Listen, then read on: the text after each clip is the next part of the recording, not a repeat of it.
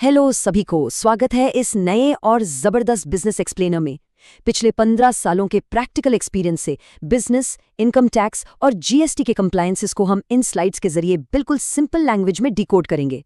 अगर सबने हमारी पिछली गाइड्स देखी हैं तो याद होगा कि पहले हमने समझा था कि बिजनेस स्ट्रक्चर क्या होता है, जैसे प्रोप्राइटरशिप, पार्टनरशिप, एलएलपी या प्राइवेट लिमिटेड कंपनी कैसे डिसाइड करते हैं। उसके बाद हमने जीएसटी रजिस्ट्रेशन के रूल्स और पूरे प्रोसेस को डिटेल में देखा था।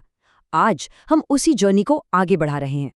तो मान लीजिए स्ट्रक्चर डिसाइड हो गया, बिजनेस शुरू करने का प्लान एकदम पक्का। अब सबसे बड़ा सवाल जो किसी भी नए एंटरप्रेन्योर के दिमाग में आता है, भाई बिजनेस स्टार्ट तो कर लिया, अब आगे डॉक्यूमेंट्स और रजिस्ट्रेशंस कौन कौन से लगेंगे? क्या सच में हर एक रजिस्ट्रेशन लेना कंपलसरी है या कुछ चीजें सिर्फ जरूरत के हिसाब से ली जाती हैं? ये एक ऐसा डायलेमा है जहां कंफ्यूज होना बिल्कुल नेचुरल है, लेकिन टेंशन लेने की कोई बात नहीं। आज ये सब एकदम क्लियर हो जाएगा।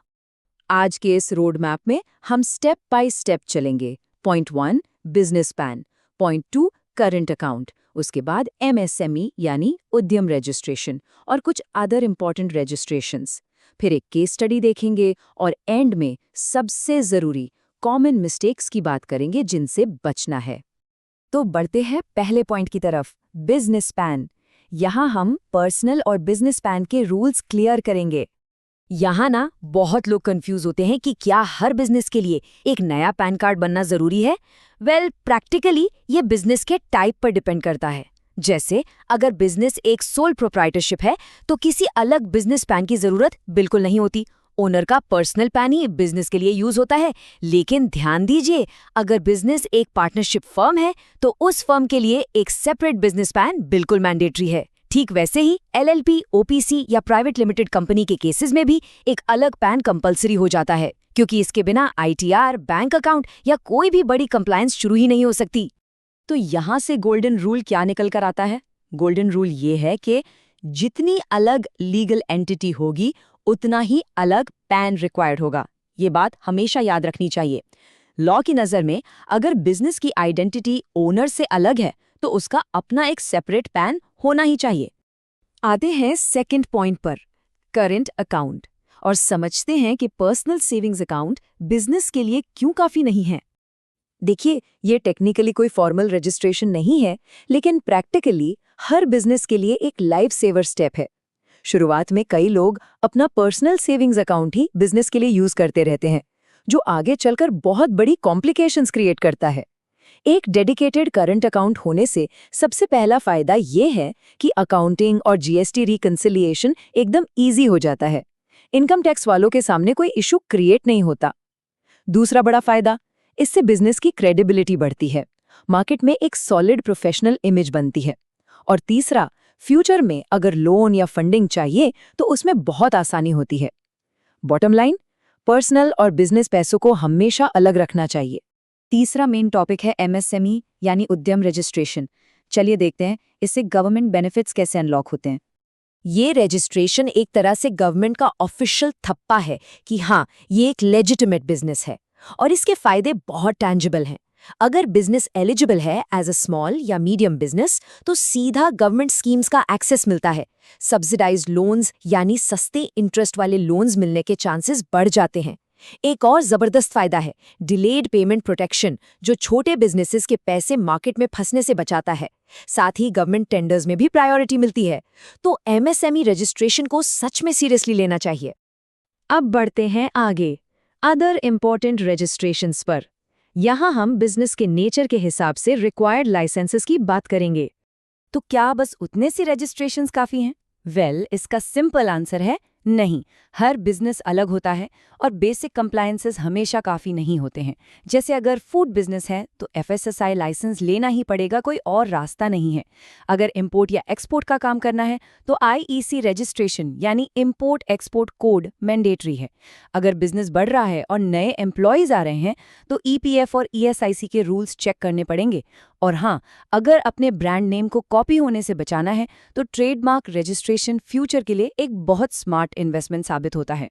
इन सब के अलावा एक और लेयर आती है स्टेट स्पेसिफिक रिक्वायरमेंट्स की। अलग अलग स्टेट्स में shop in establishment registration, professional tax और ट्रेड लाइसेंसेस जैसी चीजें एप्लीकेबल हो सकती हैं। ये पूरी तरह से इस बात पर डिपेंड करता है कि बिजनेस किस स्टेट में बेस्ड है और किस टाइप का है। अब ये सारे रूल्स थोड़े टेक्निकल और एब्स्ट्रैक्ट लग सकते हैं। चलिए इन्हें एक केस स्टडी के थ्रू समझते हैं। Rahul's bakery startup journey. देखते हैं कि रियल वर्ल्ड में एक नए बिजनेस पर ये लॉज अप्लाई कैसे होते हैं। मान लीजिए राहुल एक बेकरी स्टार्ट कर रहा है। स्टेप 1, क्योंकि राहुल का बिजनेस एक प्रोप्राइटरशिप है, वो बिजनेस के लिए अपना पर्सनल पैन ही यूज करेगा। स्टेप 2, अब बेकरी है यानी फूड बिजनेस, तो FSSAI लाइसेंस लेना उसके लिए मैंडेटरी है। स्टेप 3, GST रजिस्ट्रेशन वो तभी लेगा जब उसका टर्नओवर थ्रेशोल्ड क्रॉस करेगा, उससे पहले नहीं। स्टेप 4, गवर्नमेंट की स्कीम्स और प्रोटेक्शन लेने के लिए वो MSME रजिस्ट्रेशन अप्लाई करेगा। और स्टेप 5, अगर उसे फ्यूचर में अपने बेक्ड प्रोडक्ट्स बाहर किसी और कंट्री में एक्सपोर्ट करने हैं तो उसे IEC रजिस्ट्रेशन भी लेना पड़ेगा।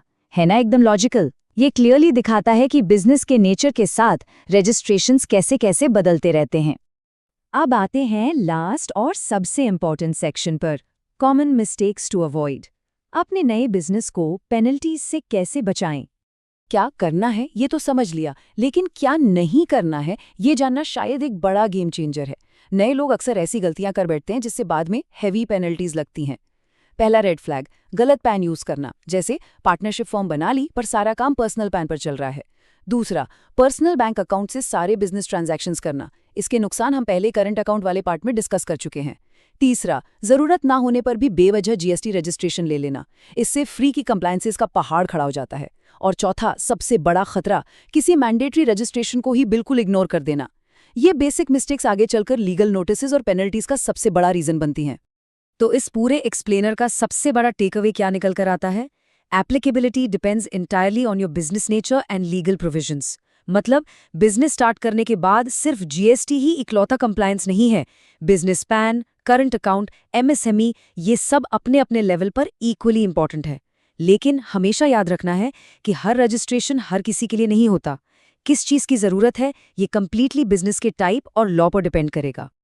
और इसी के साथ हमारा ये बिजनेस एक्सप्लेनर कंप्लीट होता है। तो क्या सब लोग बुक्स ऑफ अकाउंट्स और एनुअल कंप्लायंसेस के बारे में सीखने के लिए तैयार हैं? क्योंकि इस सीरीज के अगले हिस्से में हम ऐसे ही इंपॉर्टेंट टॉपिक्स को डीकोड करने वाले हैं।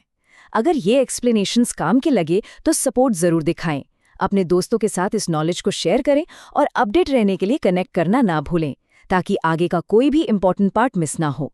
तब तक के लिए कीप लर्निंग और जय हिंद।